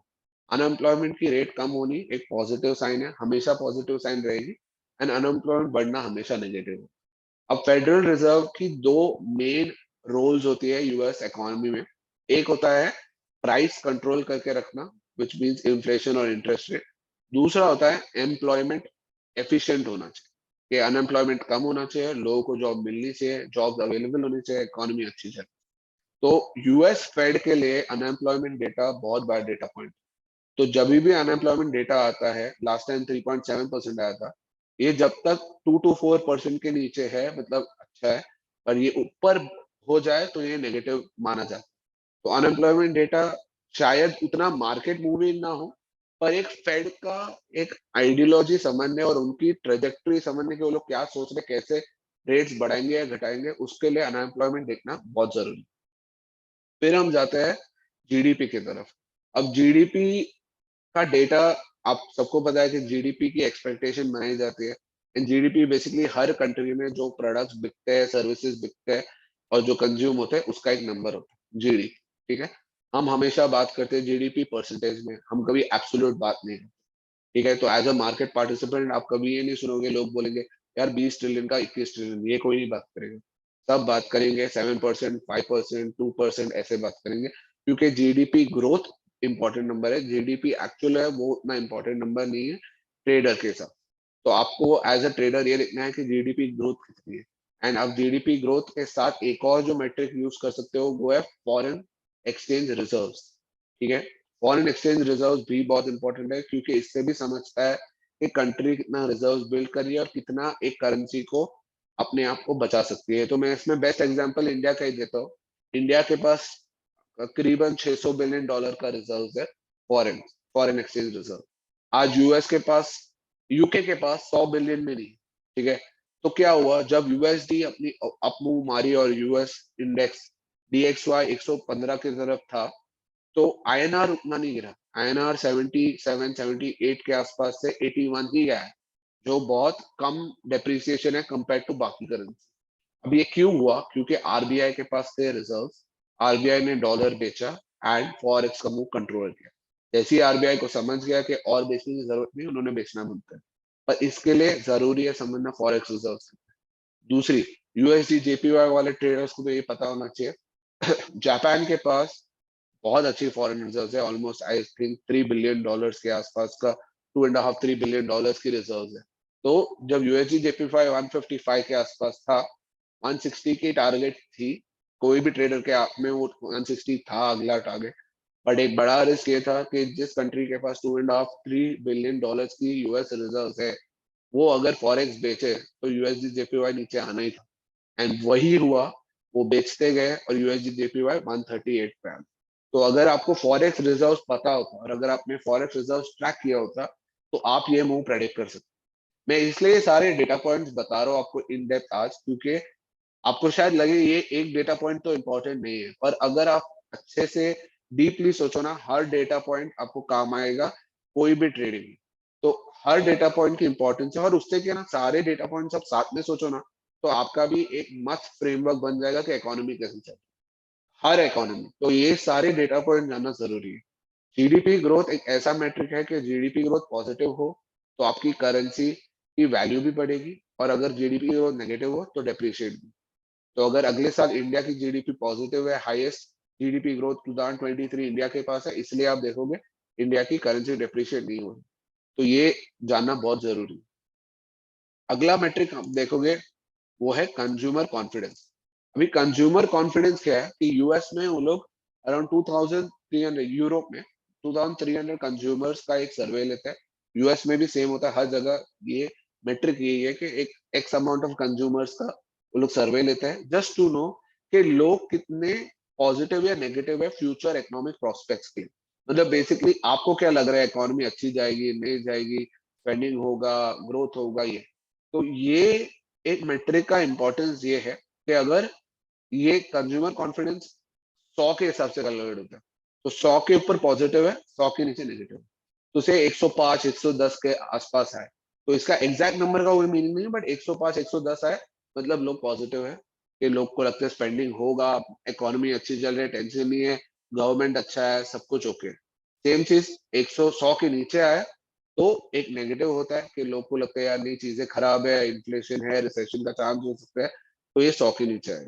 तो ये एक मैट्रिक इस बेसिकली सिंपल यूएस मार्केट में लोग बहुत देखते हैं ये मैट्रिक को, क्योंकि उनको आइडिया आता है कि इकोनॉमी और लोग एक सिंक में कैसे चल रहे हैं।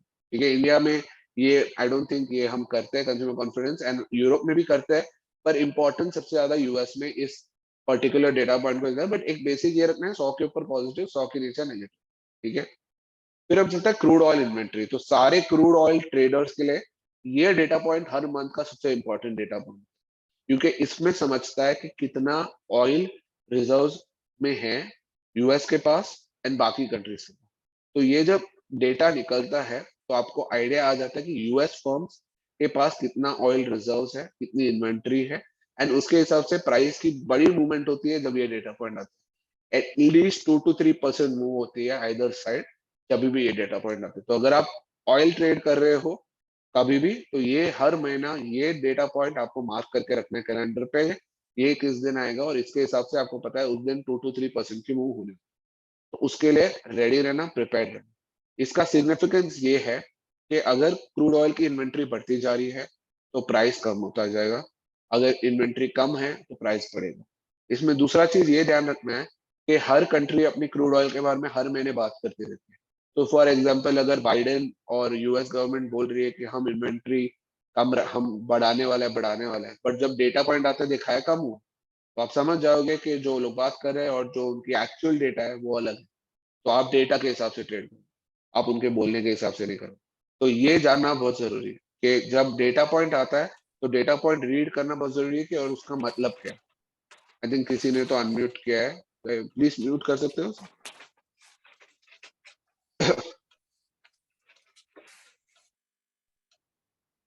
ठीक है, तो ये क्रूड ऑयल इन्वेंट्री बहुत इंपॉर्टेंट है, क्रूड ट्रेडर्स के लिए स्पेशली इंपॉर्टेंट है। एंड क्रूड ऑयल एक ऐसी चीज है जिसपे बहुत सारे फैक्टर्स आते हैं, पर ये एक फैक्टर इंपॉर्टेंट है बिकॉज ये एक डेटा पॉइंट आपको एक्चुअल इन्वेंट्री और कितना डिमांड सप्लाई कैसा है उसके हिसाब से बताता है। क्योंकि क्रूड ऑयल में ओपेक मीटिंग्स भी आती है जो बहुत इंपॉर्टेंट ट्रिगर होती है, एंड और भी बहुत सारे ये डेटा पॉइंट आता है, बट ये एक डेटा पॉइंट है जो हर महीने आता है, एंड ये आप इसके हिसाब से ट्रेड प्लान कर सकते हो क्रूड ऑयल। अगला डेटा पॉइंट है industrial production. Industrial production basically आपको ये बताता है कि आपके कंट्री के इंडस्ट्रीज कैसे प्रोडक्शन में ऊपर है नीचे है, आउटपुट कैसा है, पॉजिटिव है नेगेटिव है। तो ये इंडिया में जो इंडियन मार्केट ट्रेड करते हैं बोलता है आईआईपी बोलते हैं इसको। ठीक है, तो आईआईपी आप देखो अगर पॉजिटिव है 2% 1% 3% जो भी मंथ ऑन मंथ, वो आपके लिए एक पॉजिटिव नंबर होता है। आपको समझता है कि आपके इंडस्ट्रीज अच्छा कर रहे हैं, आपका आउटपुट अच्छा है, एक्सपोर्ट्स अच्छे है, डोमेस्टिक कंजम्पशन अच्छा है। तो ये बेसिकली एक पॉजिटिव जीडीपी के आसपास का एक डेटा पॉइंट है जो आपको एक पॉजिटिव फील देता है कि कंट्री तरक्की करे। तो उसका मेन आइडिया वही है। फिर होता है जॉबलेस क्लेम्स। तो ये एक और मेट्रिक है जो बहुत लोग कंफ्यूज होता है कि जॉबलेस क्लेम्स क्या होता है, और हर महीने इसके नंबर आते हैं, एंड ये नंबर 2-2.5 लाख के आसपास कुछ नंबर आता है, एंड इसकी इम्पैक्ट भी होती है, इसलिए मार्केट में काफी इम्पैक्ट भी रहते हैं, लोग रुके भी रहते हैं इसके लिए। पर ये होता क्या है, तो यूएस में दो टाइप के होते हैं। एक होता है उनके यहाँ पे जो जॉबलेस क्लेम्स है, मतलब जो लोग के पास नौकरी नहीं है उनको गवर्नमेंट में रजिस्टर करना पड़ता है कि हमारे पास नौकरी नहीं है, हम कोशिश करें नौकरी के लिए, तो एक जॉबलेस क्लेम्स होता है। तो इसमें दो होता है, एक होता है इनिशियल जॉबलेस क्लेम्स, मतलब ये वो लोग हैं जो पहले बार लाइफ में जॉबलेस क्लेम्स अप्लाई कर रहे हैं।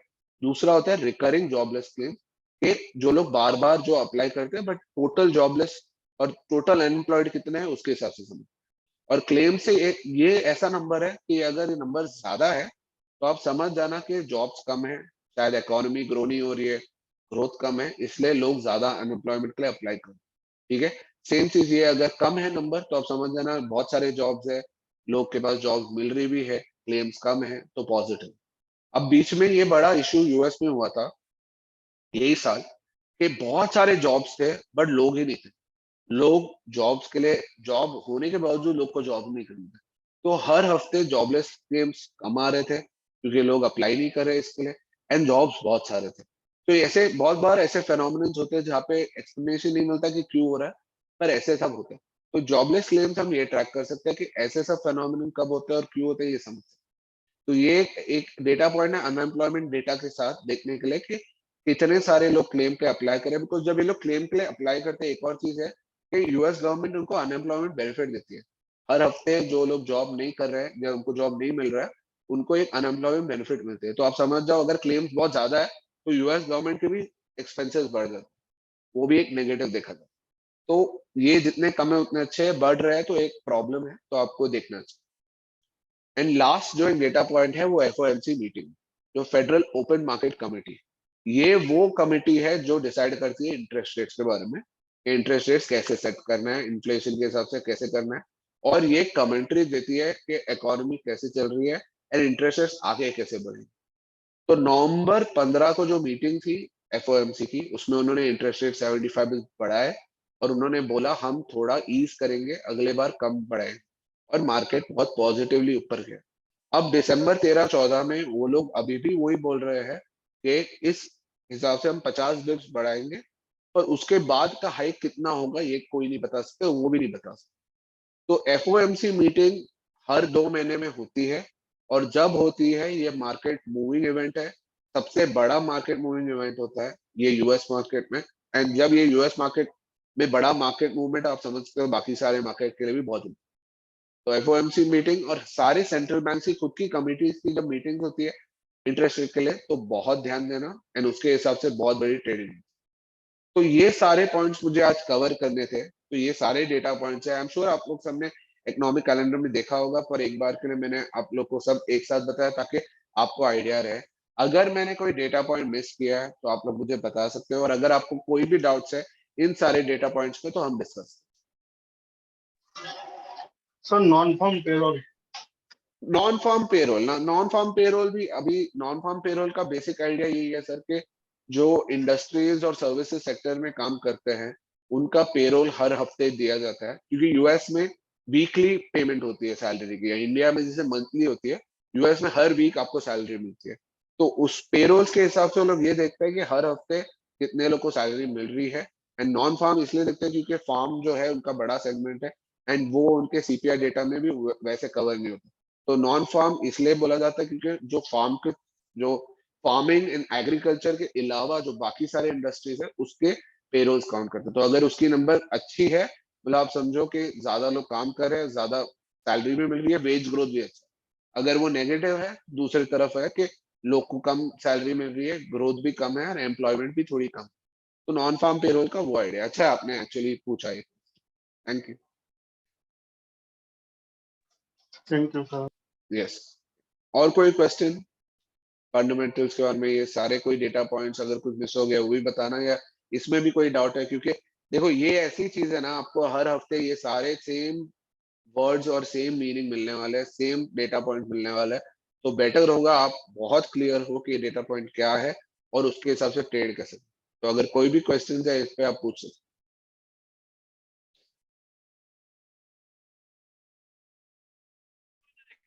Sir yes, hello.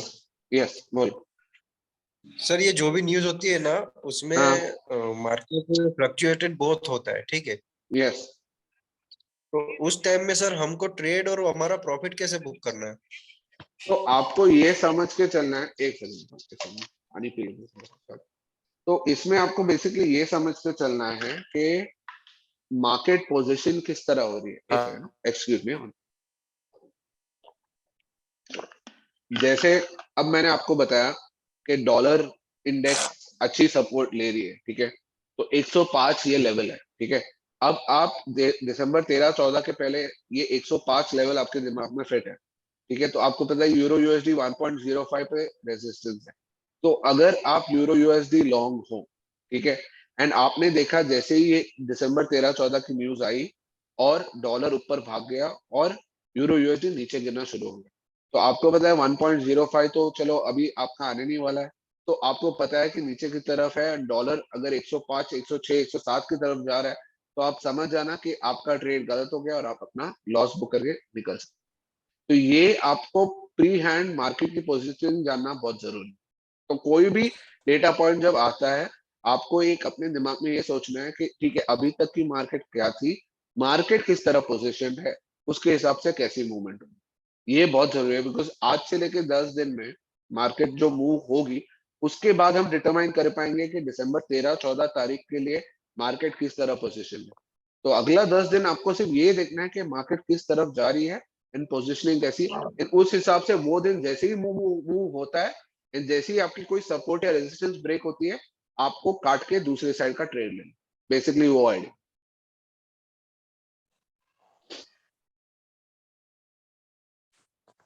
जी सर। ठीक है, थैंक यू। और सर दूसरी चीज ये बोलो। पूछना है, हाँ जो स्काल्पिंग जो होता है ना, स्काल्पिंग वो हाँ। एक्चुअली क्या होता है? स्कैल्पिंग बेसिकली क्या होता है ना सर, इसमें लोग जैसे 10 या 20 पिप रख के ना ऊपर नीचे बाइंग सेलिंग के हिसाब से करते हैं। तो स्कैल्पर को ना पोजिशनली ट्रेड से फर्क नहीं पड़ता। तो जैसे अगर आप एक पोजिशनल ट्रेडर हो, तो आप बुलिश हो या बेरिश हो और आप एक तरफ की मूव एक्सपेक्ट कर रहे हो, ठीक है। बट एक स्कैल्पर रहता है ना, स्कैल्पर क्या करता है, वो एक रेंज पकड़ता है, उसमें बाइंग सेलिंग करता रहता है। तो मैं आपको एक स्कैल्पिंग की एग्जांपल दिखा सकता हूँ। जैसे अगर आप ये चार्ट देखो, बेस्ट एग्जांपल अभी किसका दे सकता हूँ जिसमें स्कैल्पिंग हो रही है, तो आप यूरो यूएसडी दिखाता हूँ, तो उसमें काफी समझेगा आपको। हाँ, अब एक स्कैल्पर जो रहेगा ना, वो यूरो यूएसडी में देखेगा कि यार पिछले एक हफ्ते से ये यूरो यूएसडी को ये एक रेंज में चल रहा है, 1.04492 और ब्लेस यू एंड 1.03810, ठीक है। तो वो सोचेगा ये तो ऑलमोस्ट 500-600 पिप में काफी मूवमेंट हो रही है, ठीक है। एंड ये एक बार ब्रेकआउट और ब्रेकडाउन हुआ, अदरवाइज वो इधर बाय इधर सेल, इधर बाय इधर सेल करता रहे, ठीक है। एंड ये तो मैंने थोड़े बड़े टाइम फ्रेम में बताया, बट जो स्कैल्पर होते हैं वो छोटे छोटे टाइम फ्रेम में 20 से 25 या 50 बिप का मैक्स रखते हैं, आइदर साइड मूव और खरीदते बेचते हैं। स्कैल्पर का आइडिया ये रहता है, पोजिशनली उसको फर्क नहीं पड़ता, उसको सिर्फ छोटे छोटे पिप्स पे मूव पे पैसे कमाना। तो वो बेसिकली स्कैल्पिंग होता है।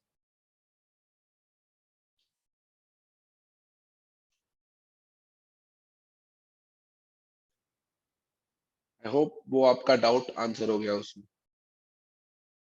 Yes sir, clear. Yes, thank you. और कोई सवाल?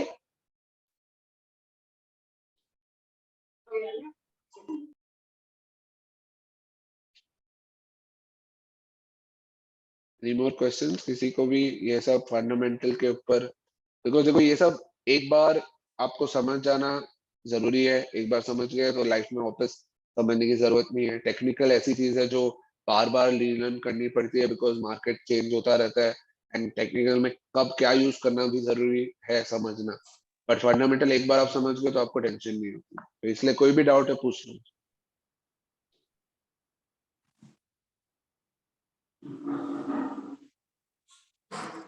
Hello hello. Sir, one more question कर सकता हूँ? हाँ बोलो ना sir. Sir actually other market जो है ना, उसमें 5 या 10 से ज्यादा लीवरेज नहीं देते हैं, हाँ। ठीक है।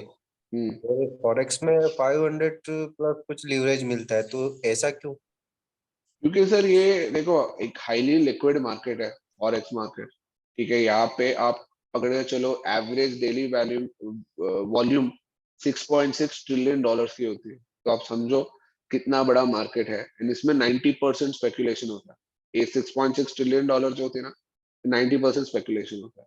तो आप समझ के चलो इतनी बड़ी मार्केट है, इतना बड़ा वॉल्यूम है। ग्लोबल स्टॉक मार्केट का 3 गुना बड़ा forex market and commodity global commodity market का 10 गुना बड़ा फॉरेक्स मार्केट है। तो आप समझो कितनी बड़ी मार्केट है। दूसरा, फॉरेक्स मार्केट में लेवरेज का एक रीजन ये भी है कि फॉरेक्स मार्केट के मूव्स छोटे होते हैं। जैसे स्टॉक मार्केट में स्टॉक 10% 20% चल जाती है एवरी डे, राइट? तो मतलब ये मूव्स होती है। एवरेज आपकी स्टैंडर्ड डिविएशन देखो तो काफी बड़ी होती है, जो commodity market, stock market. Forex market में 0.5% मूव्स, ऑलमोस्ट एवरेज आधा टक्का मूव या 0.25% मूव डेली होता है। मैक्स 1% मूव बड़ा मूव है फॉरेक्स मार्केट।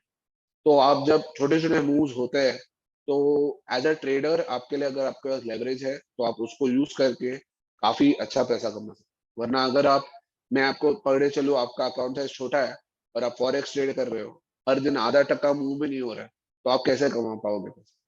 तो लेवरेज जब आता है तो आप पैसा कमा भी सकते हो, आपके पास वो मूवमेंट का फायदा उठाने का भी चांस हो। इसलिए लेवरेज फॉरेक्स मार्केट में ज्यादा।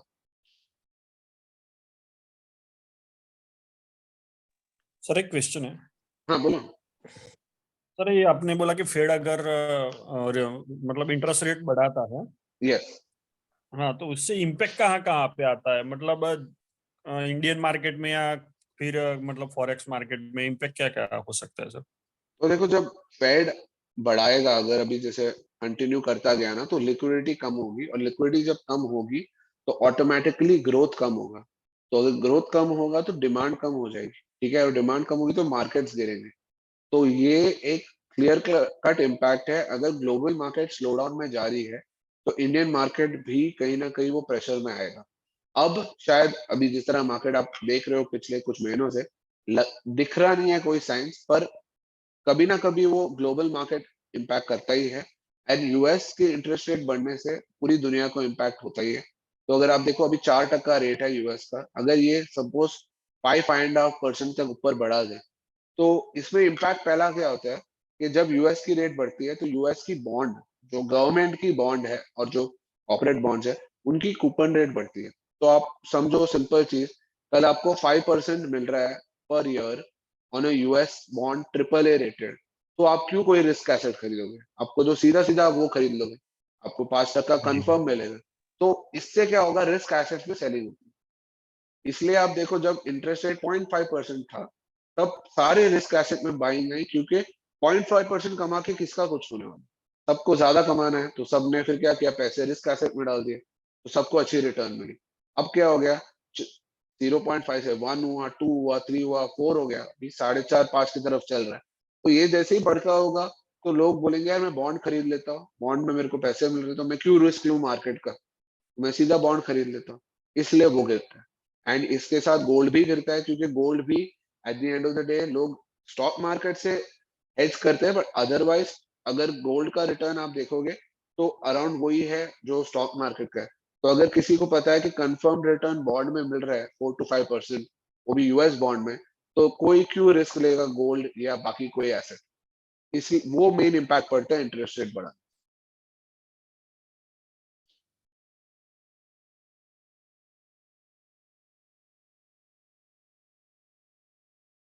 आई होप आपका आंसर आपको मिल गया जो आपको चाहिए था। जी जी सर, जी सर, यस। Thank you. कोई और क्वेश्चंस? आपने लास्ट हफ्ते में हमने जो बात की उसके ऊपर अगर कुछ आपको डाउट्स आए, ये हफ्ते ट्रेडिंग करने वक्त कुछ भी रहेगा बता सकते हो। सर वो आपने जो लीवरेज वाली बात की ना सर, हाँ। वो तो क्लियर हो गया, ठीक है, बट जितना ज्यादा लीवरेज होता है क्या हाँ। उतना बड़ा रिस्क भी रहता है? मतलब यस। उसमें जब हम लोग अकाउंट सिलेक्ट करते हैं ना, तो हाँ। 100, 200, 500 ऐसा ऑप्शन आते हैं। Yes, true. ये है, रिस्क उतना ही बड़ा है। देखो, लेवरेज दोनों तरफ चलता है हमेशा। सिर्फ ये है कि अगर आप लेवरेज के हिसाब से अपनी स्ट्रेटेजीज बना पाओ जिसमें आप पता करो कि आपका रिस्क रिवॉर्ड सही है, उसके हिसाब से आप ट्रेड्स लो, स्टॉप लॉस रखो।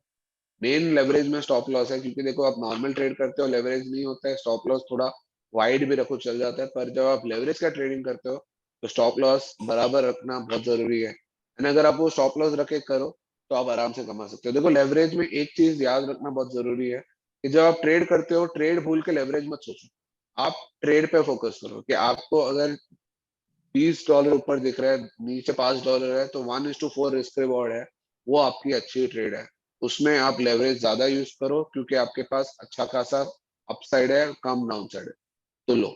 सेम चीज आपके रिस्क रिवॉर्ड 1:1 है, $10 ऊपर $10 नीचे, तो ज्यादा लेवरेज मत लो क्योंकि आपकी लॉस होने की भी चांस।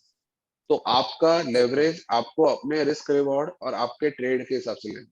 लेवरेज सिर्फ एक इंस्ट्रूमेंट है सर, वो सिर्फ आपको इन्फ्लेट करके देगा either side, either profit inflate करके देगा या लॉस इन्फ्लेट करके देगा। आपको डिसाइड करना है वो कैसे आपको देना। जैसे सिंपल चीज मैं आपको बताऊं, जैसे एक एग्जांपल ही दे देता हूं आपको कि गोल्ड का एग्जांपल। जब आप गोल्ड कुछ हफ्ते पहले ये रेट आपको मिला था 1 ईयर डेली चार्ट के हिसाब से मैं दिखाता हूँ। जब आपको गोल्ड ये रेट पे मिला था 1617, ठीक है। अभी यहाँ पे आपको पता है, जब सपोज 1620 के आसपास जब आया था रेट, ये उसके नीचे नहीं गिरा, ठीक है। 1620-30 के आसपास आपका डाउन साइड कितना है, $30, ठीक है। अगर आप ये चार्ट पैटर्न पकड़ो तो 1620 से अपसाइड आपका इधर रेजिस्टेंस है जो $60 है। तो $60 अपसाइड, $20 डाउनसाइड, 1:3 रिस्क रिवॉर्ड है। अगर आप बाय मारते हैं, बोलते हैं चलो $20 लॉस, $60 प्रॉफिट, 1:3 लेवरेज लो, अच्छा क्योंकि मेरे पास 1:3 मिल रहा है, मैं लेवरेज लेता हूँ, ट्राई करता हूँ, आपकी अर्निंग बहुत अच्छी होती है। आप शायद थोड़ा यहाँ निकाल लेते हैं, फिर बाकी यहाँ निकाल लेते हैं, या यहाँ निकाल लेते हैं, फिर यहाँ निकाल लेते हैं। आप तीनों साइड निकाल के पैसे कमा सकते हैं। लेवरेज इस तरह यूज करना। सेम चीज अभी आप सपोज यहाँ बोलोगे कि आप यहाँ अभी बड़ा लेवरेज लोगे, तो आप समझो आपका अपसाइड कितना है। आज 1750 का भाव चल रहा है, ठीक है। आपका अपसाइड $30 है, 50 से जो नेक्स्ट सपोर्ट है 1730 है, तो डाउन साइड 20 है, अपसाइड 30 है। तो ये आपको लग रहा है सिचुएशन बड़ा लेवरेज लेने का? मेरे हिसाब से तो नहीं, हार्डली आपको रिस्क रिवॉर्ड, ठीक है। तो ये सिचुएशंस एनालाइज करके आप लेवरेज यूज करो। लेवरेज आपका लास्ट क्वेश्चन होना चाहिए, पहला क्वेश्चन ट्रेड है कि ट्रेड सेटअप कैसा है, रिस्क रिवॉर्ड कैसा है, पैटर्न कैसा है, टेक्निकल्स कैसे लग रहे हैं। लास्ट में लेवरेज लेना। आपको 1:4 1:3 के रिस्क रिवॉर्ड बहुत कम मिलेंगे। जब मिलेंगे लेवरेज यूज करो, अच्छे से कमा सकते हो। बट नहीं मिलेंगे तो मत यूज करना, क्योंकि लेवरेज कम यूज करके ट्रेड करना, स्कैल्पिंग में कम यूज करना, बिकॉज ऊपर नीचे आप 20-20 पिप ले रहे हो तो आपका जल्दी स्टॉप लॉस भी हिट हो जाता है। तो आप कम लेवरेज लो, आपके पास बड़ा रिस्क रिवॉर्ड है, ज्यादा लेवरेज लो, ट्रेड करो, बट लेवरेज लास्ट थिंग होनी चाहिए।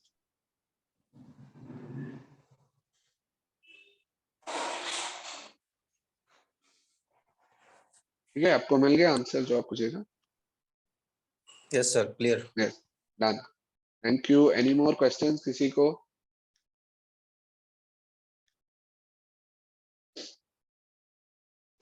सर इसमें बेस्ट लीवरेज में कौन सा अच्छा रहता है किसमें लेना चाहिए? तो हम अगर हम लेना चाहिए लीवरेज को हाँ 300 400 500 इसमें से अच्छा अच्छे से कैसे वो हमारे लिए अच्छा है वो कैसे हम डिसाइड कर सकते हैं?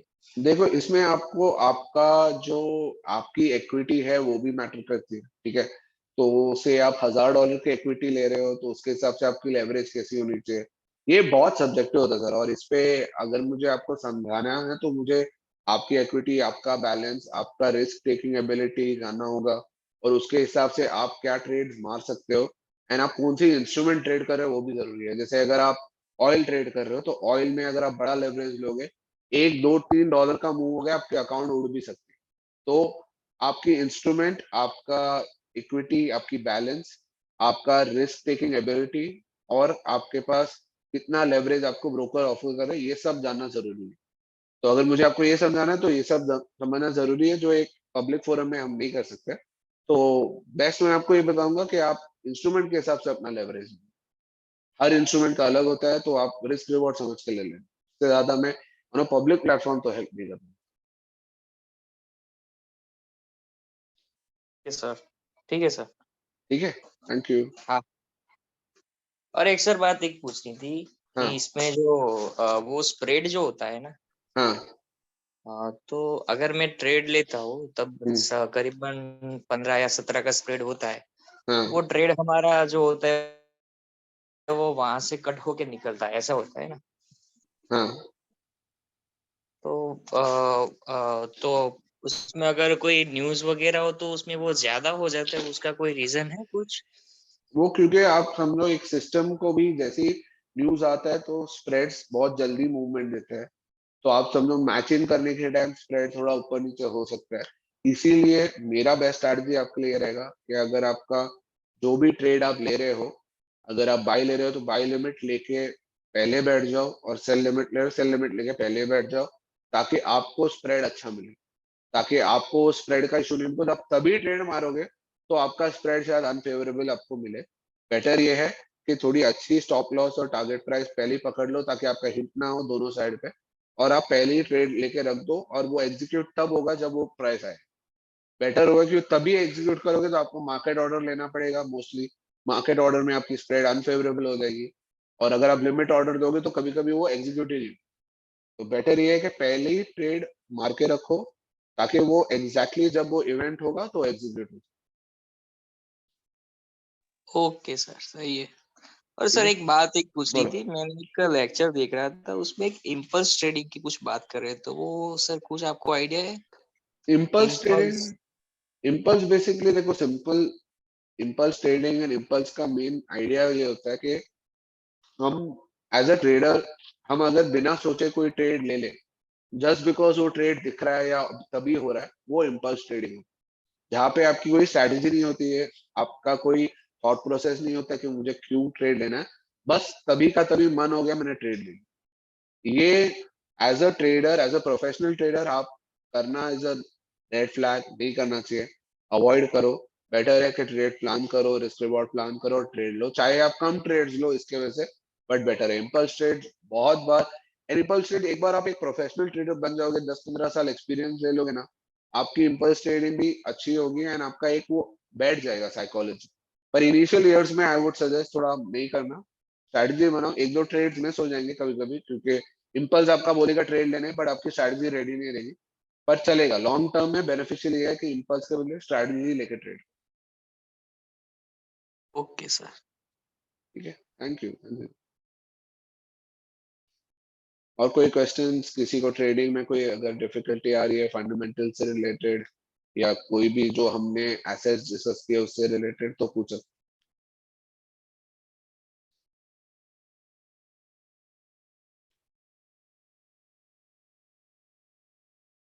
तो आई थिंक और कोई अभी क्वेश्चंस है नहीं, तो हम आज का सेशन रैप करेंगे। Thank you so much for everyone जिसने अटेंड किया, मुझे काफी अच्छा लगा आपसे इंटरेक्ट करने करके, एंड अगले हफ्ते हम फिर मिलेंगे। अगले हफ्ते हम और इम्पोर्टेंट टॉपिक पे बात करेंगे, क्योंकि अगले हफ्ते हम तैयारी करेंगे फेड की इवेंट की, और आपकी क्या तैयारी होनी चाहिए हम उस पर डिस्कस करेंगे। तो अगले हफ्ते please join us Bullbell academy, and अगर हमारे कोर्सेज के बारे में कुछ जानना हो जो दुबई में हम ले रहे हैं, तो आप हमारी सपोर्ट टीम से बात कर सकते हो। Thank you so much, see you next week.